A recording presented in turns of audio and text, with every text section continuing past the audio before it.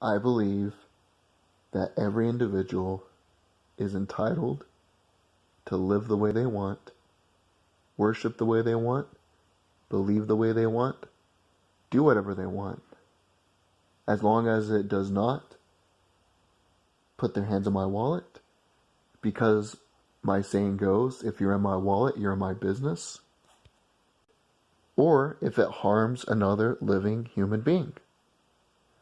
Basically, you have the right to get as drunk as you want, just don't drive on the road, which puts others at risk for your own stupidity. I believe that to a fault. Even though I personally do not drink a lot, I'm not religious, I don't smoke pot, I think if you want to do those things, that's your right. But the one thing I really can't stand is when people virtue signal about their lifestyle. Now, when I say virtue signal, the image that probably arrives in your cerebral cortex is probably people on the left, which doesn't mean you're wrong. People on the left like to virtue signal about how they care about minorities, how they care about women, how they care about the environment, how they care about endangered species. That's what they like to do. And the reason they do that is not because they genuinely care.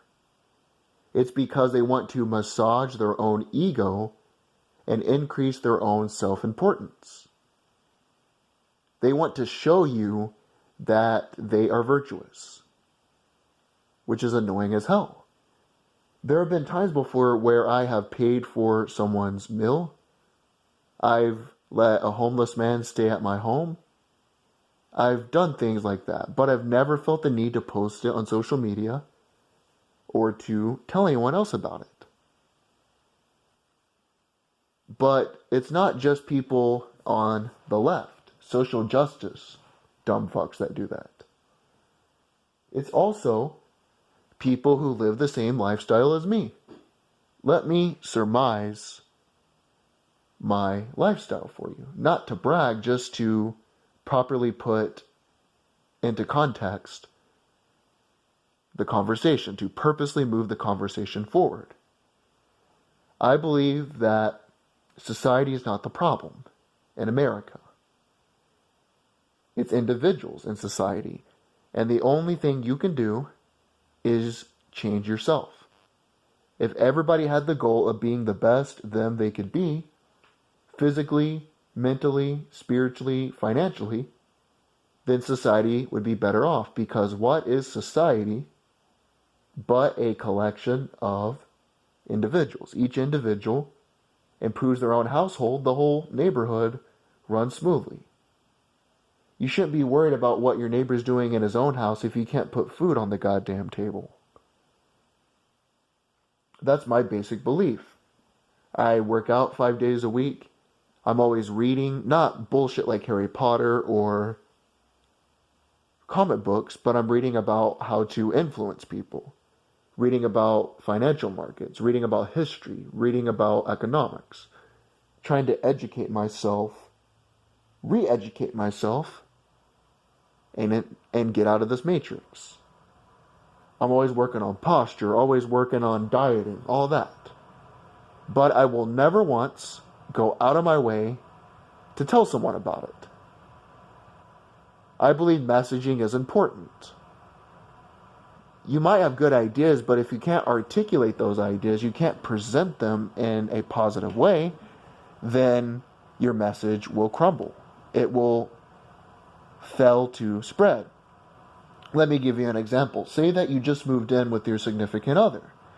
As soon as you guys move in, you learn the habits that each other has. Say that your significant other has a habit of leaving toothpaste after they brush their teeth in the sink and not washing it out. Well, you could say to them, when you spontaneously combust after ignoring it, "Oh my God, why do you keep doing that?" Or you could say, "I'm sick of you doing that." Or you could take a different approach and compliment them first and say, "I love you and I'm so glad we're living together now. Waking up next to you every morning is great. Whatever.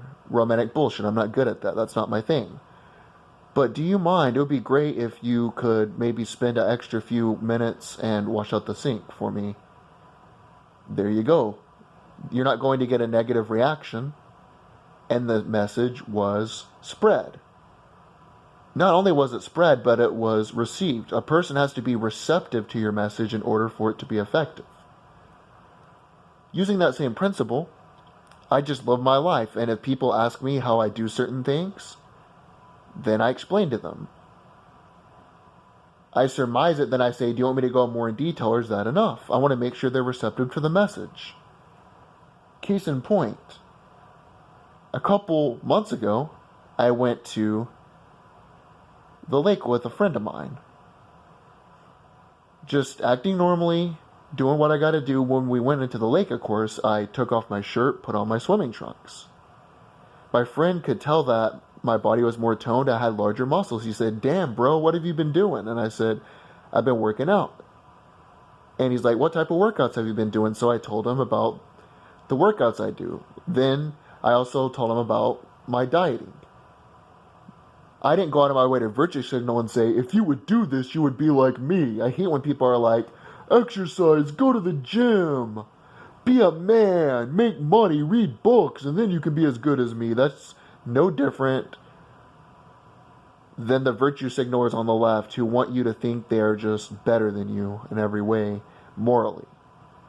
You're just doing it to massage your own ego, especially if you do it putting on a public spectacle on social media. Another instance was when I was talking to a friend of mine about the collapse of civilizations and the Byzantine Empire. He responded, he said, damn, bro, how do you know all this stuff? And I told him about how I go to the library, I try to read an hour a day, and he started reading himself. But I didn't go out of my way to tell him. It was just something that appeared in the context of the conversation. So if you're doing the right things, you're exercising, you're meditating, you're working out, you're reading, you're making money, you're becoming the best you possible. Do it and shut the fuck up. I don't need to hear about your workouts constantly. I don't need to hear about what book you're reading. I don't need to hear about how everybody else needs to grow some balls and be like you because you're a real man. Live your life, do what you gotta do, and shut the fuck up.